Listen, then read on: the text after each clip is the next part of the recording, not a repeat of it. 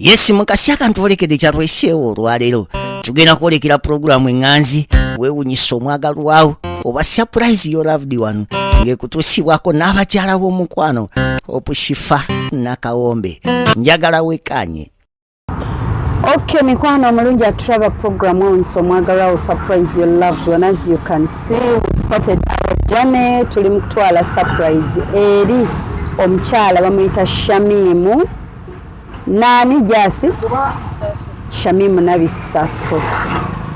Yeah, tuli mutwalira surprise okuva ew'omwami we eyatutumye tugende tumusurprising. It's her birthday today.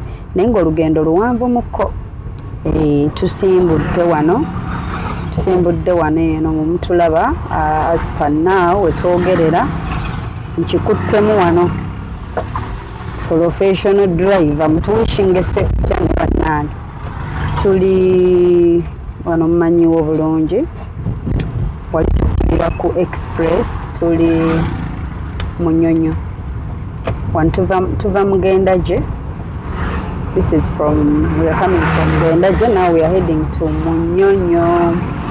Tutwala surprise omwami we ayina byayagala bano nze sirabanga musajja ayogera bigambo bambi birungi bwe bityo ku mukyala we namugambye soko okomaawo bijja nnyuma nnyo nga biva mu kamwako kati nze wobintuma nembyogera omuntu ayinza okugamba mwe mutyo mujubisa nemugamba bambi ebigambo ebyo byandinyumye nnyo ng'omukyala abiwulira kuba nange ndi mukyala nsobola okukitegeera lwo ebigambo omuntu byagamba nga biva mu kamwake n'ogamba bino ebigambo bambi it means a lot kugamba newe bibanga bizze tekujjiddeeko gifts era nga bambi tumutwalira ku gifts entonotono tugende tumusurprising tumugambe happy birthday. Besides her birthday bagambe bingi nnyo omwami ebyagala osiima mukyala we Shamim era ng'agamba amwagala nnyo era birimo tteeba baŋŋambye birimo tteeba surprise gyeva mwaba biŋŋambye kitegeera what's happening. Yes kyekyo ekivuga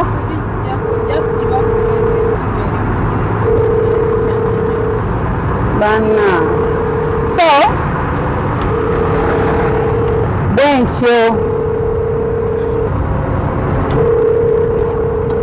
bwentyo ngenda Luweero kasanaawo ku kisaawa around there wetuli mu kutwala surprise mutusabire tutambule bulungi ate tukomewo bulungi. Just wish us a safe journey. Ate tutusabire Shamimu tumusange mu mbeera nnungi aleme tukuba miggo nabagaye ndi mu kisiibo munkwate bulungi sagala mwono n'ekisiibo kyange era oleza surprise nekubuuza bannange osuubiraani ate bwe ntyo njogera na bulungi nti munange osuubiraani omwagalwawo abituwadde naye bannange jasi kyogola buli lukya njagala nkutema omusaala osigale ku zero kati biki byowogganya bannaye tobanyinyiga ssimu nze oba muwaanya amwagala kuba nze bannaye mukooye munyamba abali eyo ani gwe mbampa jasi biwoggana ye distracting us buli budde nankayanya bambi amwagala amukime kiki kyo si mukyeyo kati lwaki watambudde ne rediyo jasi mu budde bw'okukola nkakuggyeko ka rediyo kange kubanga nakulabye ng'okakyajinga nesimanya nti mu budde bw'okukola mwogenda okukaleetera ngenda kufuna gwe nkagabire ne Luweero gye tulaga ngenda laba omuntu ku kkubo nkamugabire kuba sikako kange si kyo kati ngenda kufuna gwe nkagabira toyinza kutukyankalanya bwotyo obadde yeeretedde akalediyo ke yeekubira emabega emmotoka teyina rediyo abula tumanyiddwa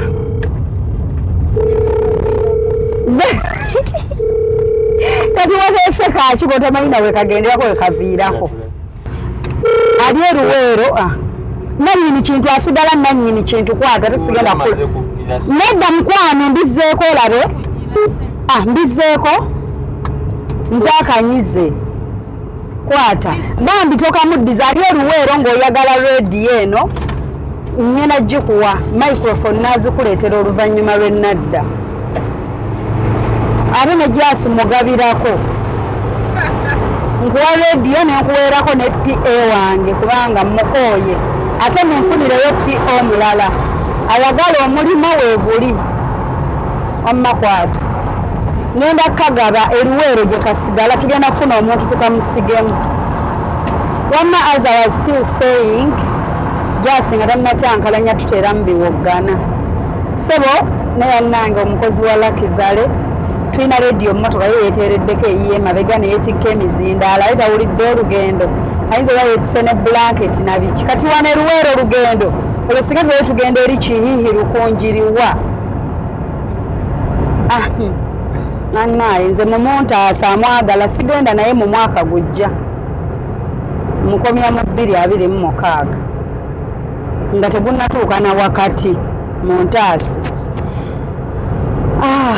naye nga bannaye tuleese surprise okuva ew'omwami agenda surprisinga mukyala we amwagala ennyo yatugeye shifa birthday ya mukyala wange yaleero toŋŋamba mba oli bize mbu tukole belated it has to be today so gwe mundaba wano nziruka misinde ntuuke kasana aŋŋambye ate mukyala wange tasala keeke kiro mukama tuyambe bless this journey kubanga bwe musobola okugamba tetwagala keeke agisala ekiro ate ne musanga ebigwa tebiraze but we believe tetujja ssanga buzibu bwonna ngenda tuukayo bulungi nnyo ddala mu mirembe ate mu budde ate era mukama tukusaba omukyala tumusange nga mood mentally nga she's fine she's happy tumugambe ebigambo by'omwami we bambi asanyuke asiime surprise eno ey'olunaku olwaleero so nga bwe mutulaba wano tuli ku Express Highway. This road goes to Serena Chigo. Wano tuli Chigo temulaba Serena Heights. We are in Chigo heading to Kasana. Tugenda tusurprising omulungi w'abandi era gwe mulaba oyo omukyala ebyo ebifaananyi bye tutaddewo ku screen that is the person gwe tugenda surprisinga naye nga baŋŋambye birimo okuteeba surprise gy'eva nti Shamimu alina okuteeba namugambye katuuke tumwe n'agamba ateebe n'agamba it's not that I don't trust her, I trust her but bweba concept ya shenyuma bwetyo ate naŋŋamba nti mukyala we faani wange nnyo mbw'atera obbiteekako n'abiraba amulengera ng'abiraba kanaye wamulengera ng'abiraba n'agamba mu mutima n'agamba lumu nja kimukolera musindikire shifa kati faani wange onansonyiwa tetuganye oli faani wange naye olina otteeba tujja naye nga mbajjukiza nti Hypex Studios bali Busabala Road najja Nankumbi awo niya Cobbins Motel beekwate abo boolaba bakuba ekifaananyi bakuba picha bakwata vidiyo z'omukolo nga za mulembe nnyo ddala beekwate togenda kwejjusa mikwano iye tojja kwejjusa bajjako kuba ebifaananyi ku mikolo gyonna kwanjula wedding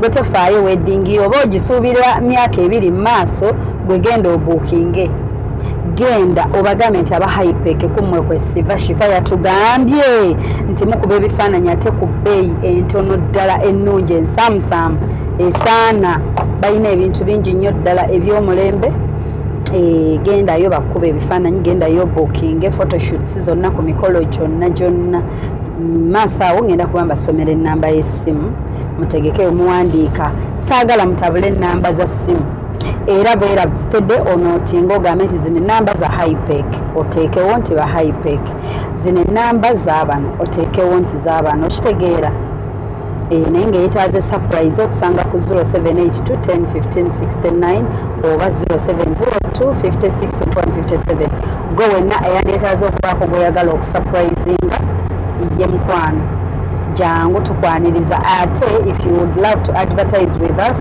nawe tukwaniriza jangu olange naffe mukwano brand yo tujongereko tulange naffe tukwe ku bakasitoma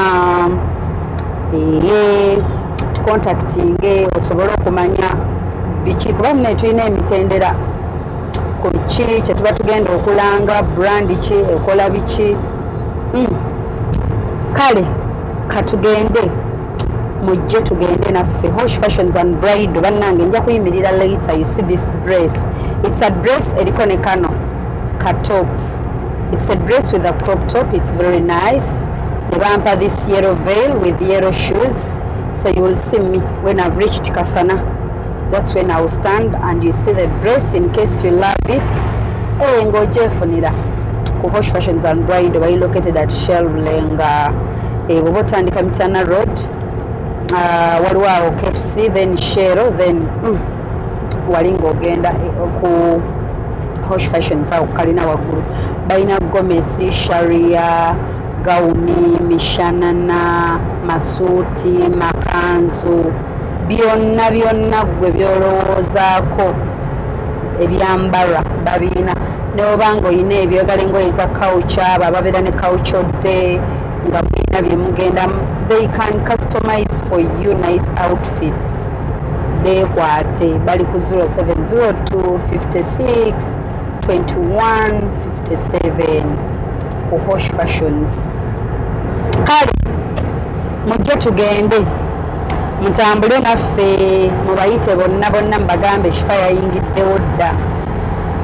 Ye mujje tugende Luweero. Mukama tukusaba otukulembere mu lugendo lwaffe. Bless this journey. Ye Mukama Katonda waffe omulungi.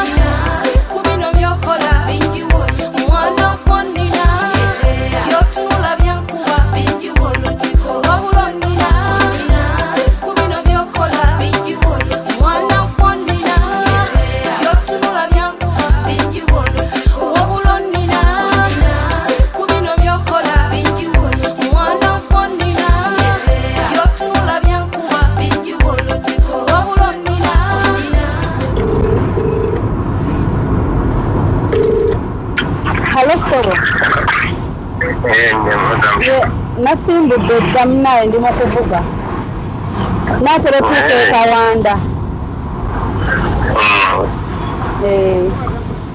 Ndi mu kkubo ngenda. Tebendeko ne MTN kesi nga network kutawanyiza. Kati nange MTN eno kojja okunkubira. Otaddeko enamba ya MTN Era MTN kino tategete kubira ke 039. Kale ngenda giraba. Kesi nga Airtel kusombi. Kale ssebo. Nja kugamba nga ntuuse Kasana. Kale. Kale ssebo.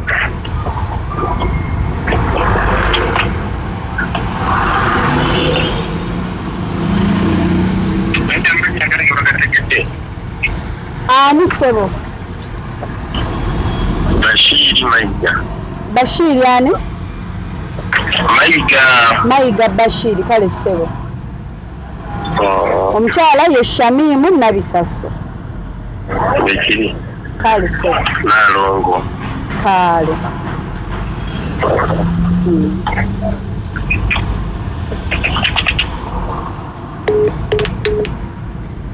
Kale mikwano. Ndaba wano tukyali Kawempe. We haven't reached Kawanda, but we are almost. Banne boyisa awo Kawanda bikiwaddako awo bujjamujamu obwo. Nerabidde okukwata eri shortcut yeri waggulu. Nempita eri Nabweru, nempita eyo munda bo batyo. Wabula nnina ku bino by'okola mwana konnina byotunula byankuba wabula nnina ku bino by'okola mwana konnina byotunula byankuba wasoma wakenkuga nkutya nze ssebo wanjika bwe baali basoma ku Shakazulu nga kwosoma nze hitila musoli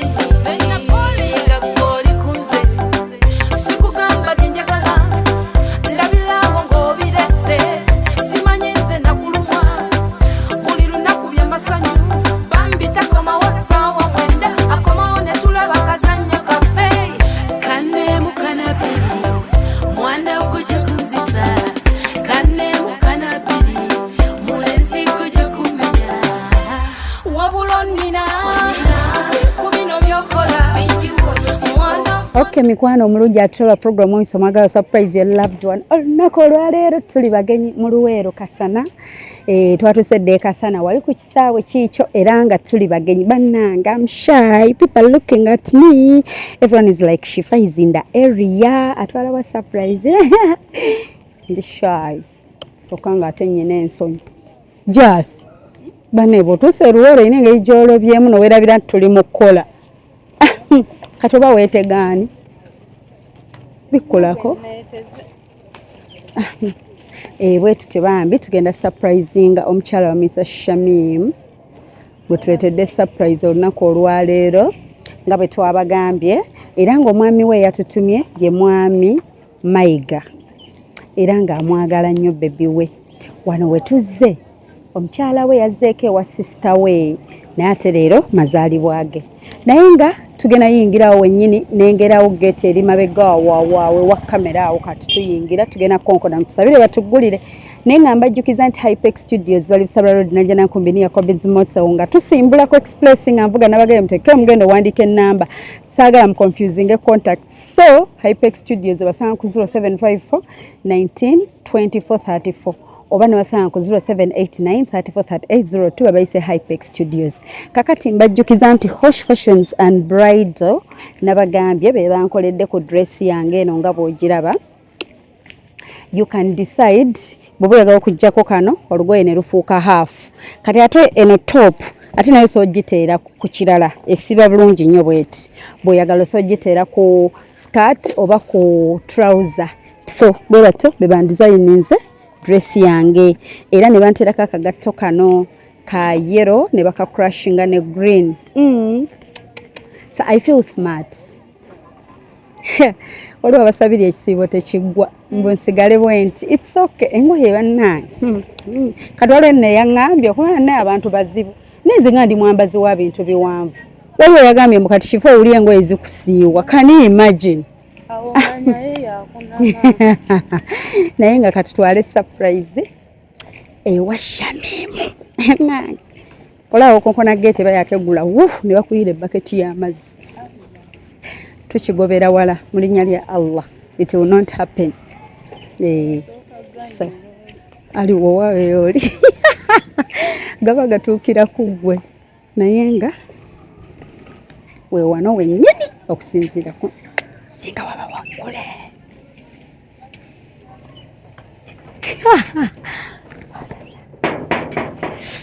nze engalo buli wenkonkona ziba zinnuma bwe yazirwanako konkona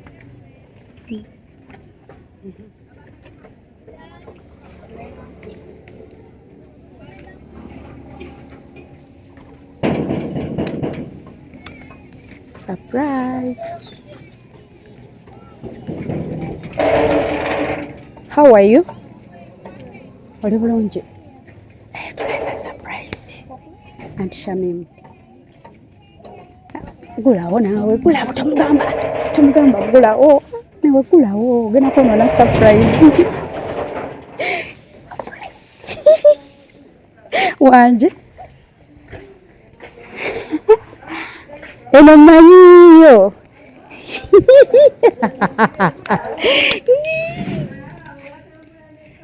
Ekikigwe.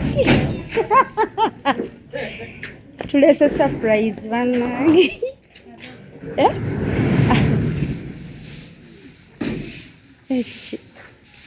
Hello. How are you? Jabaleko sebe.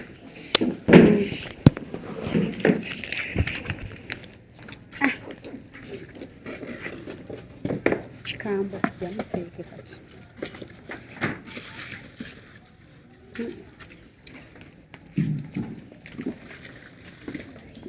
Banana.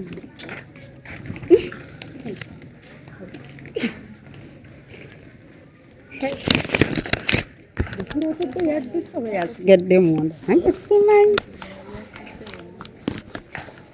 otegedde oti kale kayetereze kajje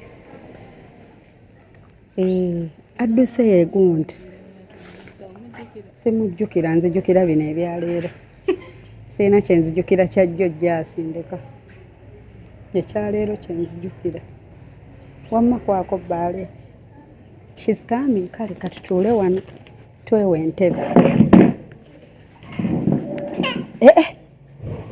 bannange jasooka nze omwana musekereko bannange kwata jasooka nze omwana wamakwata bannange gena musiriseeko bannange jasoosonya omwana sorry amajjangu omusirisi jasimba awo ekimuli ebbali bannange kiyimiriza ebbali wa keeka awo wansi bannange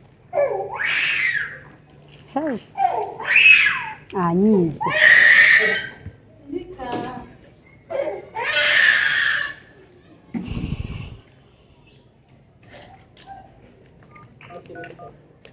bulungi sebo sibeta nose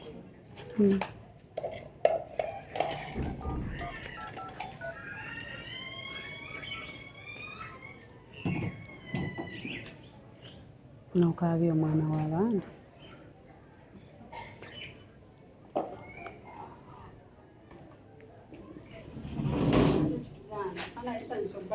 kale nyawo nafe okusanga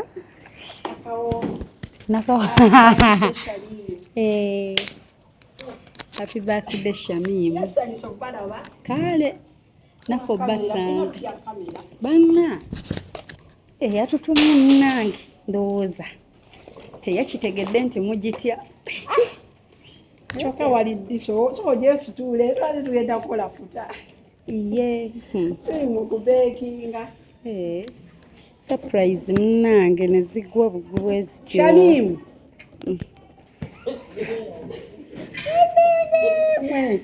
addus ani abituwadde yamumanyi kajamuteebe omuwadde yamuteebe omukyala eyanyumyako nange yali alina gumiti Eh, yayombesa baya kati simanya bikyowa gumite. Owa gumite. yamugamba simanya nze abimpadde oba byali bya kyeno lyabatiddeko omwana ematuga valsday Ya. yagamba nze sigenda muteeba abimpadde mmanyi hani Yes. nabeera awo ngamba Mwe erinnya lye Hani. Katumulinde. nga kwosoma nze hitila musoli enya poli nga gwoli kunze sikugamba byenjagala ndabirawo ng'obirese simanyi nze nakulumwa buli lunaku byamasanyu bambitako mawasaawa mwenda akomawo ne tulaba kazanyo kaffe kanemu kanabiri mwana guje kunzita kanemu kanabiri mulenzi guje kumenya wabula nina siku bino byokola mwana gwanina byotunula byankuba wabula nina siku bino byokola mwana gwanina byotunula byankuba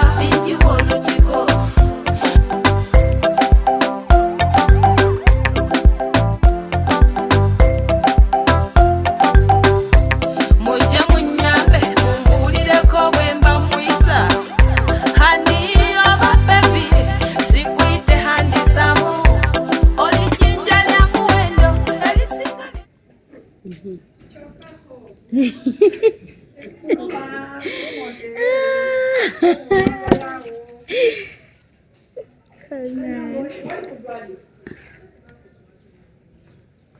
ekyo gyanfunyeku kati kagirangu Yakwenza. Malongo. shani mufulumayo ng'ogyeko omwagalwa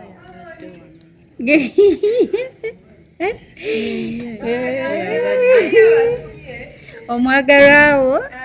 neze newunya kuzza batya Your loved one. Walaikum salam wa rahmatullah. Kale. sokoleke badde wane endako kabushabini Tudde wa? musanze bali mu housework ajja Yes. Budde bwategeka bya kusibulukuka. Bannaye yeetabamanya. Wano eno jasi yimuka yatule. nedda ngenda kutuula wano Ajja kutuula wali. Ajja kuyimirira. Jangu tule katebe wa. Tonde.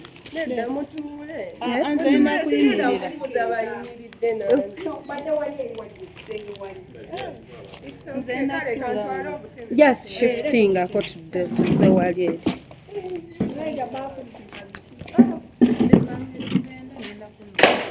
Okay. Obaawo by the way ne wali okay.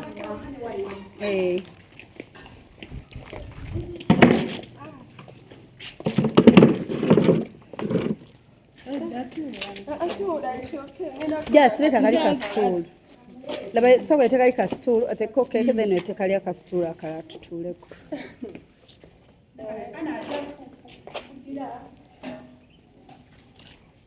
Yes, omwana yakutiddewo omuviiridde n'afuna eddembe erizannyako. aliwa oli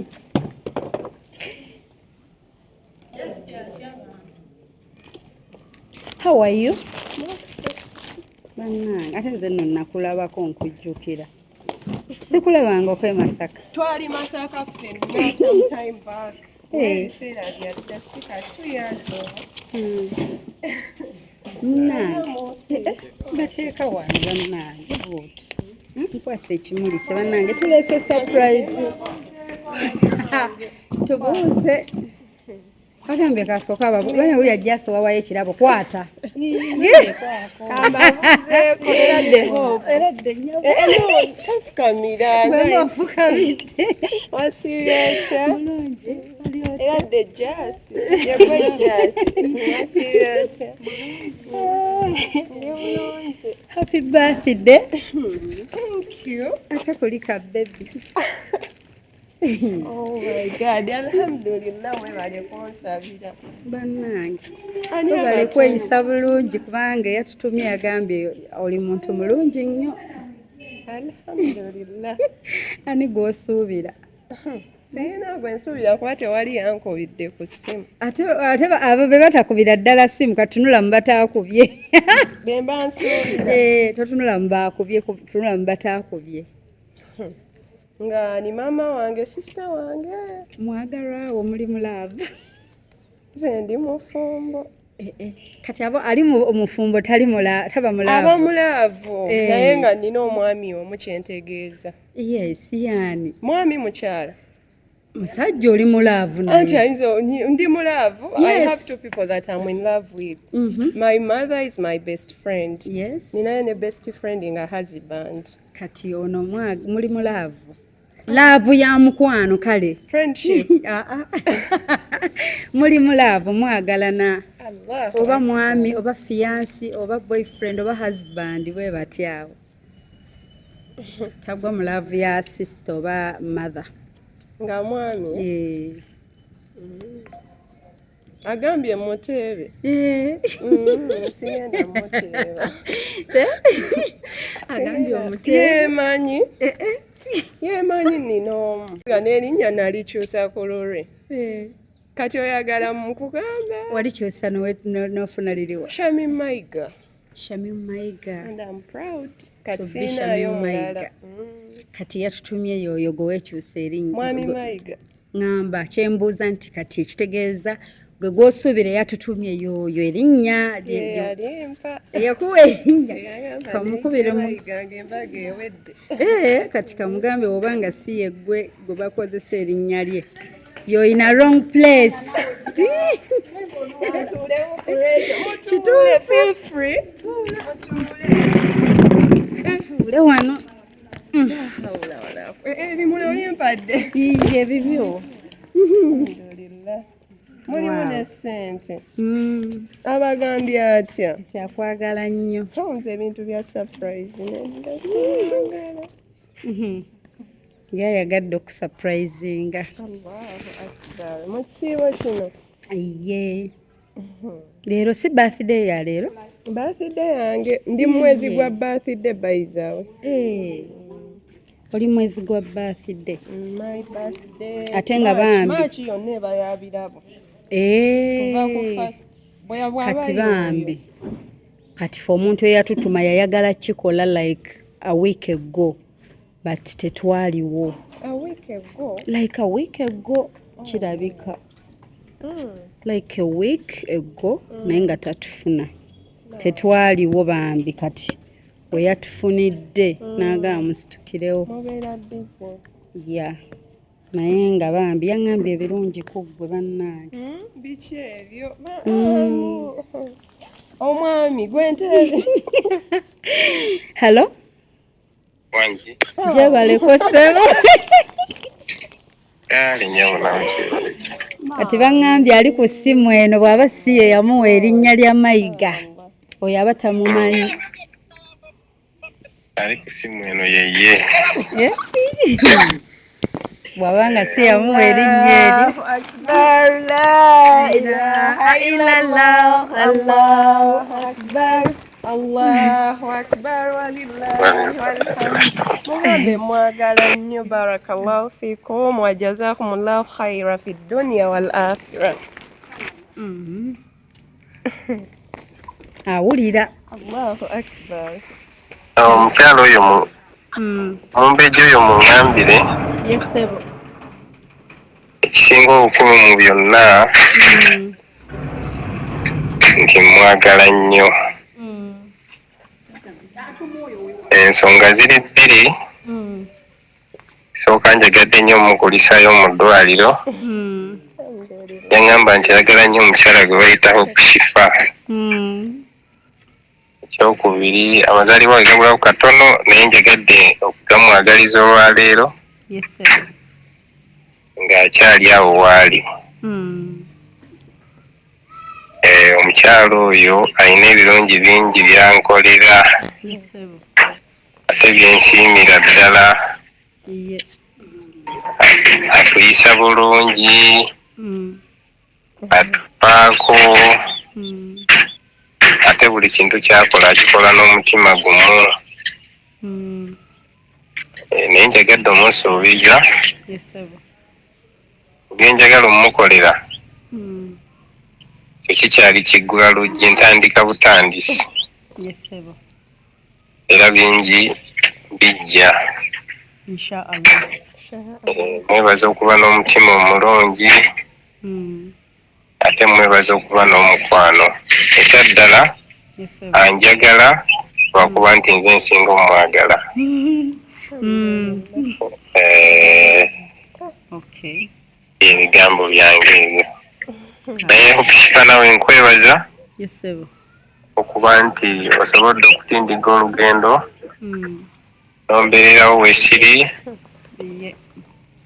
Mbadde mubuuzeeko akaseera nga ndi bize nnyo era nga kirabika nti omutima gwe gubadde teguteredde kubanga ebiseera ebisinga obungi essanyu lye alifunanga muli kumpi naye muntegeereze Yesebo. ti obudde obuddako bwonna ndi wuwe. Amina. Awulidde byonna obubaka abufunye. Amiina.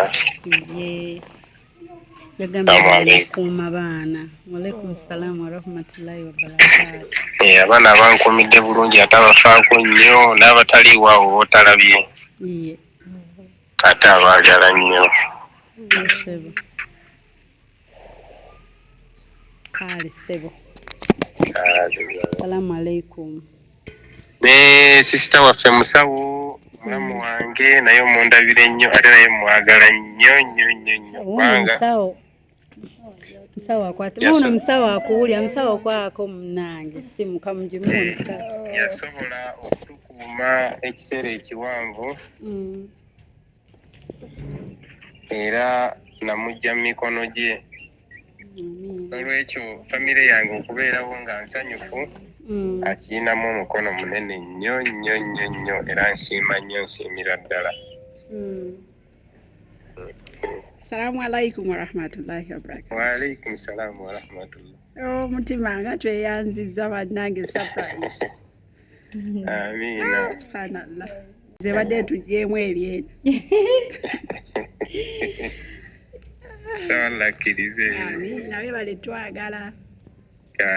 Ya sawalla kunsiima. Assalamu alaikum. Wa alaikum salaam wa rahmatullahi wa barakatuh.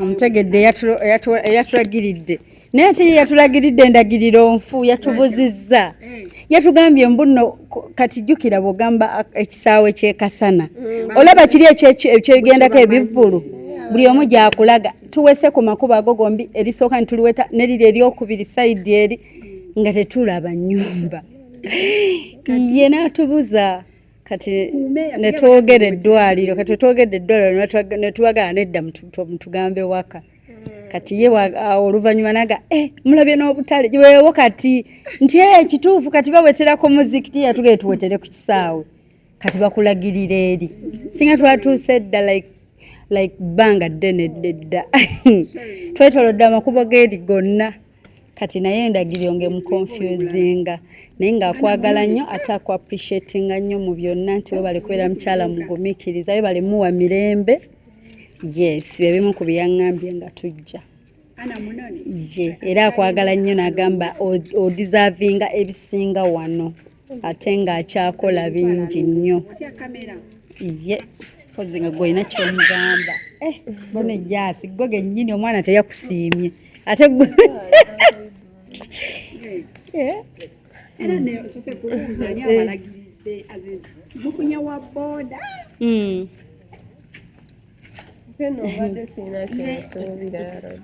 oba tolina kyosuubira wadde leero nkedde postinga byange justinga ndi happy omwezi guno bangi bampa ebirungi by the way my friends n'abeewaka guno omwezi nno gwe yannoneramu n'ewaffe mu kukyala okay bambi mwagala nnyo.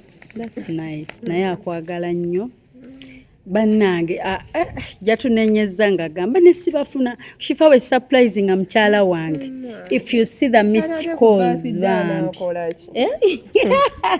ye yamanyi kyajja okukola twagikuliza wano omwaka gwe yampasizaamu twagikuliza wano era wano wanyini we mwali kubadde kyova olaba yagadde nnyo era tukikole ng'oli kubanga almost ngenda kuvaawo so bambi kyabadde ayagala ennyo ne Saturday nayagalira tujje ne ku Saturday era natatufuna bannange ataddemu effort natuuka nolowooza nti akubira oba baffere bambi yes naye nga bambi akwagala nnyo olaba omuntu waliwo ebintu byolaba nga byaffe bakyala fe abakiteekako amaanyi naye nga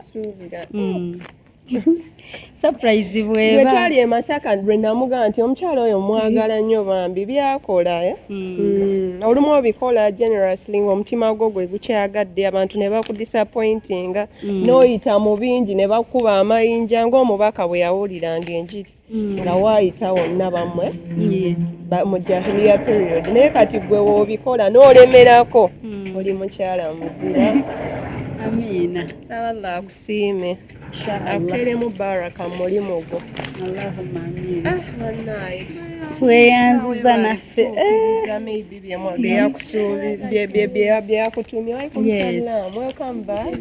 walaikum salaam warahmatullah mukuliko eyo bannanga mujja woomerwa keeke bulungi walaikum salaam warahmatullah eyo baana aba basuubuluka bajja gisala walaikum salaam bana nga muli smart abaana bonna bayonjo wow bannange katubasiibule mwebale kutambula amiina ate naye bale kusiima bwe kusiima agambye katono ogwana ekisinga but mu time eno katujje bwe tuti ajja kukola ebisinga ekisinga kunjagala yes inshallah kuba buli kimu buli kirungi akimuwadde umura yakolebwa abaana abalungi abazadde ewaka walungi kati abulayo kola hikyo era inshallah emikolo gyonna jaggwa yes abulayo kola hikyo mikolo ebyandipaddeko naku bifaananyi by'okwanjula alaikum salaam warahmatullah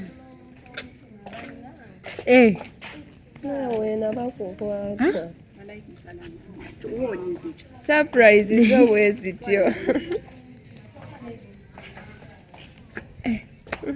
what happened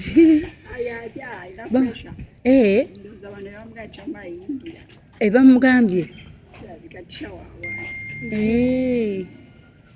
bannaye abatulaba mutukirize tubasiibule mwebale kubaako bwe tutyo tubadde tucelebratinga Shamimu we are celebrating love yes so omuntu beneze omuntu ali ngamba nnyo abantu nti omuntu ali genuine mu kwagala kwe anyumirwa kati omuntu ayinza okugamba nti oyonoona relationship wantoonoonya eriwa kitegeeza eba tebaddeewo relationship eba teriiwo tewasaba bbaawo relationship eyaddala noba ng'ogyonoonye yes so tweyanziza nnyo ssebo okutwesiga we appreciate you thank you so much yalaba ndoza naye najjayo ennamba nateekamu obudde tweyanziza n'obugumiikiriza weebale nnyo byonna it was on a short notes ku last minute surprise tugitegese leero ku makya eno gy'olaba nga nange gunsinze nga ngamba nyino yimiriza buli kimu tujje tweyanziza nnyo mwami Mayiga weebale nnyo weebalire ddala mwebazi omwami omulungi ana esaako nkutuula nga neebaza omwami ekisangika bannange si buli omu bino byetulaba ku social media people fake life naye nze omwami anjagadde ebyaddala era mwebaza omwami Mayiga Bashir nkwebaza nnyo barakallahu fikum wajazakumullahu khaira fi dunya wal akhira saballa akusiime atukuumire omukwano atwagala ebbanga lyonna naawe akunjagalire mwami wange akumalire buli kyeweetaaga neyanzegge naawe shifa weebale kujja badde sikusuubira si muntu wa surprise by the way sibyagala akimanyi sibyagala naye njagala ggwe ng'omuntu Thank you so much. Nsaba lwakwagala akusiime. Kale nange neeyanzizza okunjagala.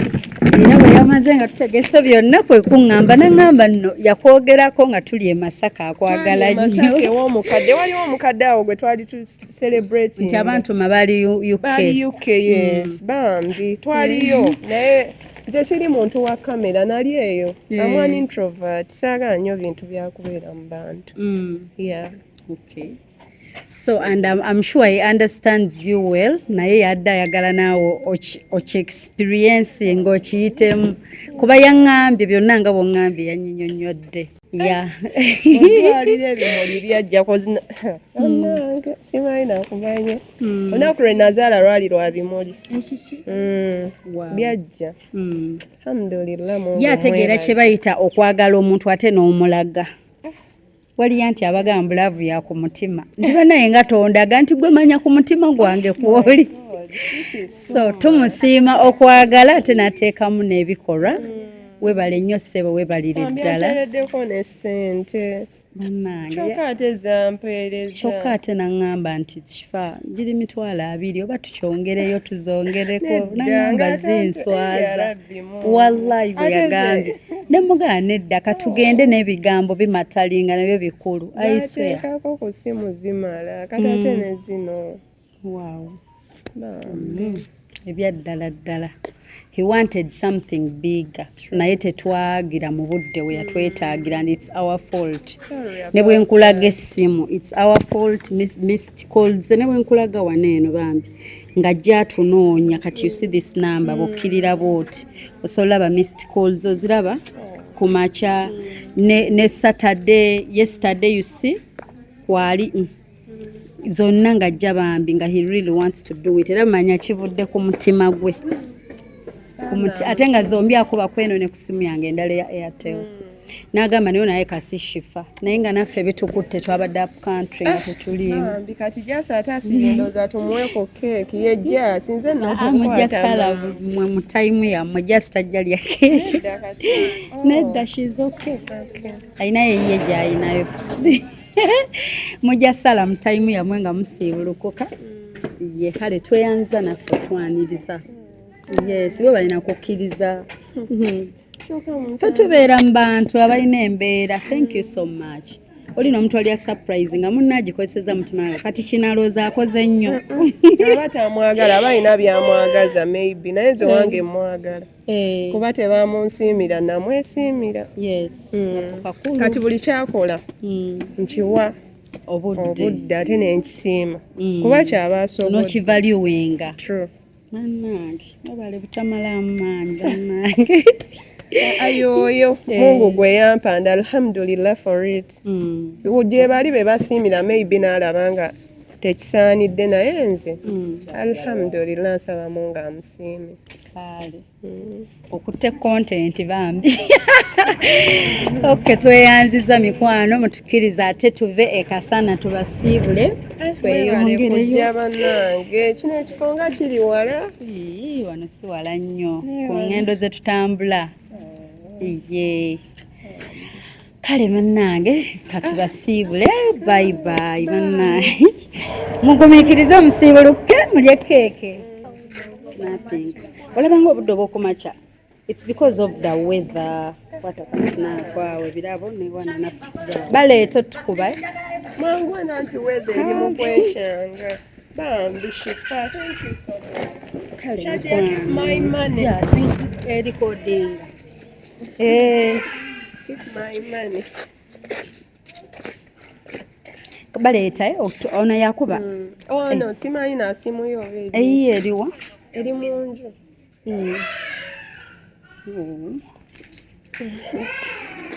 Kani omwana oba enjala emuluma alabika. Agaana. Balongo. Ono ate yetagaana. Ate ayina obusungu.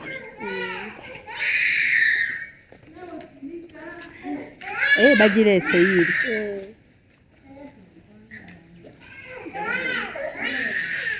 Sudaisi mutwale mu nju.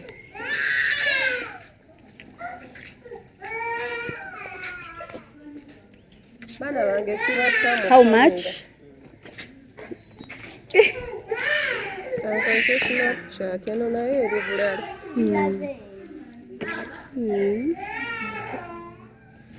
Another one.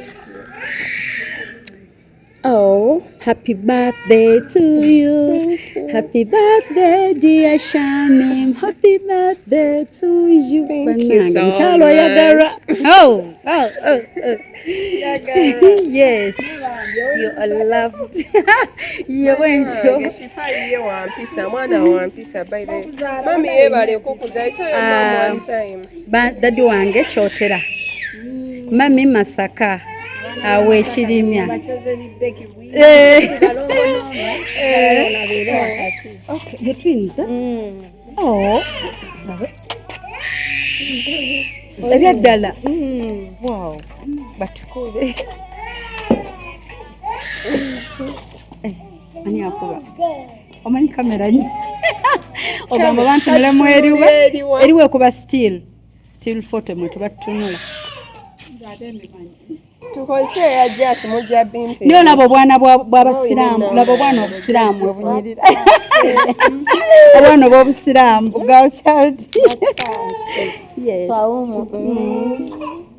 Oh, nice. That is nice. Yes. Let me see. Just kubako naye ku bifaananyi saving a video kuba yakufana. Yeah, kalungi.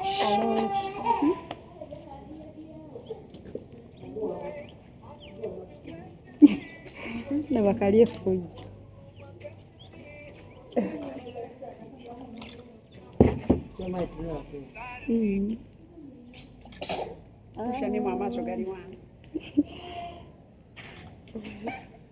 Nice. Kale katugende. Salamu alaikum. Yes.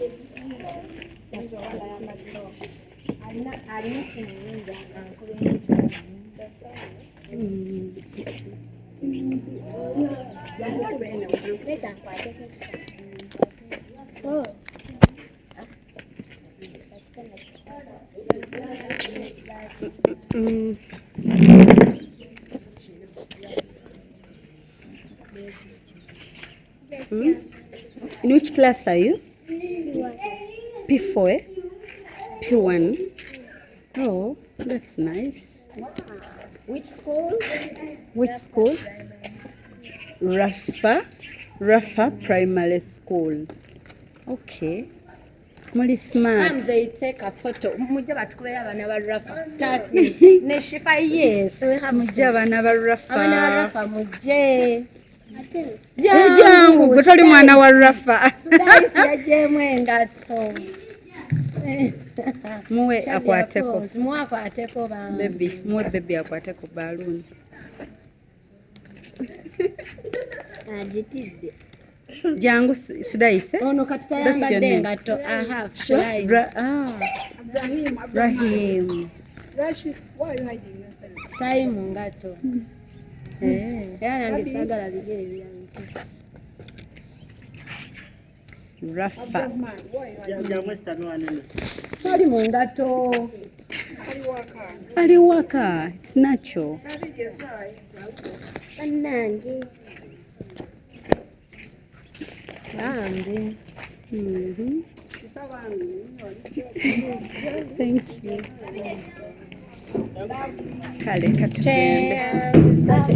Akababiri jasi. Ono kasindikira sister Jakamba. Jasi akababiri. Akababiri mami Sudaisi ne ka video. Next time is going to surprise me, I know. Inshallah. Yes. Okay.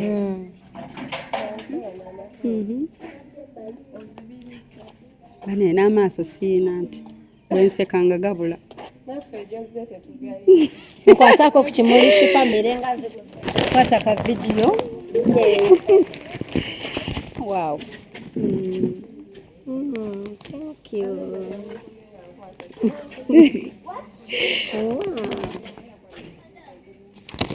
Okay. Ndiagala.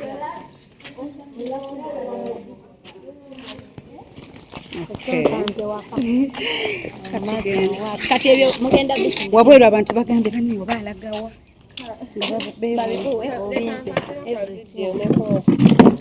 Without flour, but adjust.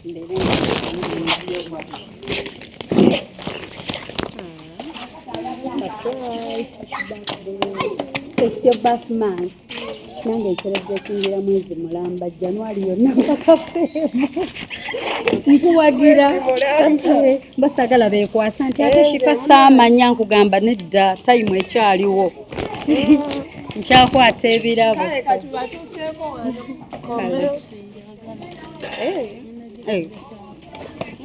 ate akaveera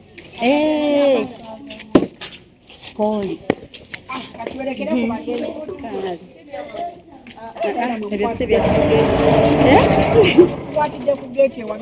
munange wali fine olaba bw'otuuka mu vidiyo ebintu byonna bikyuka.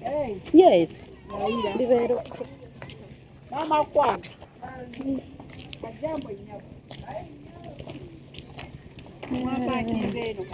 Wano wetwatadde naye omanyi bwe tuba tujja nga tutya kati emotoka giteeka bwalako ebakutwala emisinde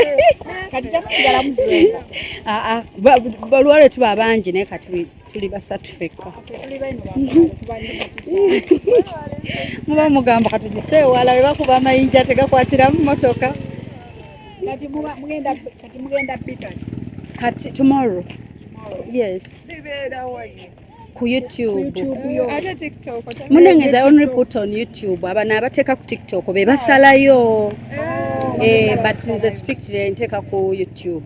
Yawe unisomwagaraawo. Then kati abantu bonna ne bajjayo bonna ne batambuza. Naye munange zero tegenda tambula.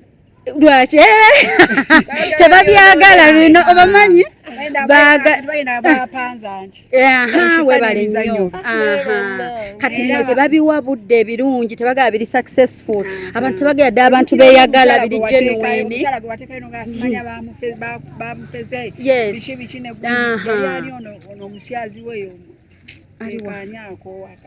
Akasajja katika syazi baby gwe bakulekera ali atya bannange yabadde na birthday was it yesterday 3rd March yaweza waniya bazadde bete bamulowoozaako simanyi ndowooza balinze bajje babanje nga tumaze obbalerera she made 1 year era by the way leero badde birthday ne tujongerayo kikuze omukadde yagamba simanya oli oba yabawa bigodo by'embizi bambi omukadde twaddayo by the way ne tumuwa obuyambi gwe bagamba nti baŋŋamba napanze jjajja wange tufune ssente kakayimaako kagamba simanya shifa muyaye bali bangi bali okwo baba boogera naye bambi twaddayo mukadde ne tumuyambako mukadde bagamba mugagga wa state alina ne Range Rover ne bagamba ndeese jjajja wange tufune ssente mu bantu enewe byebyo omuntu yennanga tukawundo namba yange tumuteekeko ngenda tuteekako kangifune waliwo memories omuntu zaatayinza kwendabira kati buno buntu butono na yes bustikinga ku bwongwe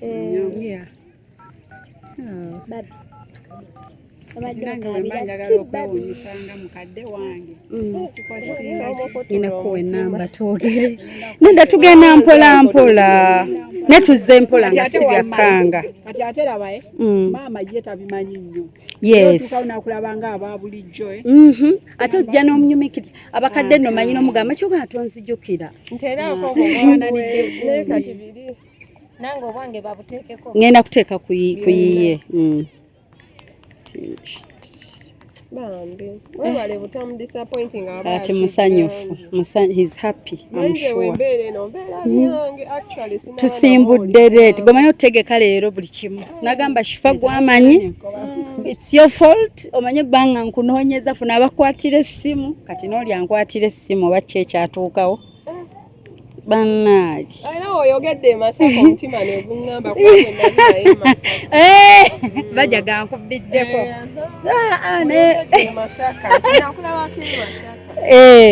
nali njagala okujja okubuuza naye abantu baali bangi kambuweereze kampeereze nze nteekamu wano HD ne bujja nga tebuyiise bonna nga bwe babukubye naye babukutte. Luwero mwali mutuseeyo. bagenda wa bagenda Neggulu mutu. Wano nyinawo baklayenti bange bangi. Jo juzi waliwo omukyala wali gwe twakolera eyatwekweka nga atulengera twali wali Luweero nga ku ssomero ne mu ssomero lyennyini Luweero secondary na surprisinga muko abaana bino gundi nga bagenda okukola UNEB. Yes, naawe wennyini awo ng'ekasana twayingirako awo munda era waliwo kapo bali mu America. Then jo juzi twali kasaawe kaawa kati kamululi recently omwami yali omutembeyi bwati nga atambuliza ebintu ku ggaali twamusanga kasaawe ka kati kamu tujja nnyo eno ali munene wasalo nasaze nali kiro 13 kati ndi 73 nsiiba nze niwe kitaba kisiiba era nsiiba dayate nina dayate yange naye buli gwenji wagamba nedda shifa siina geebonyaabonye kati gwe nti oli munene toli munene naffe nga tulaba mutusinga ali wakujja ku Saturday Saturday lwe yali akyagala Saturday ng'ate akyagala ng'okyali wa sister nja kuweereza dayate ku ssimu ogirabe 0782 10 15 69 mpeereza obulabye buzze ajja kuwa mbumuteereddeko kale twayanziza mu kale katugende simu tugisigaza tojja kukubiranga tulina twagala surprise ono yetakaaba bana kale katugende kale inshallah kale mukwano tweyanziza obadde oli mu kulaba weewunyisa omwagalwawo oba surprise your loved one nina abagerekawo mukwano Hope Shifa Nakawombe tusisinkane nate.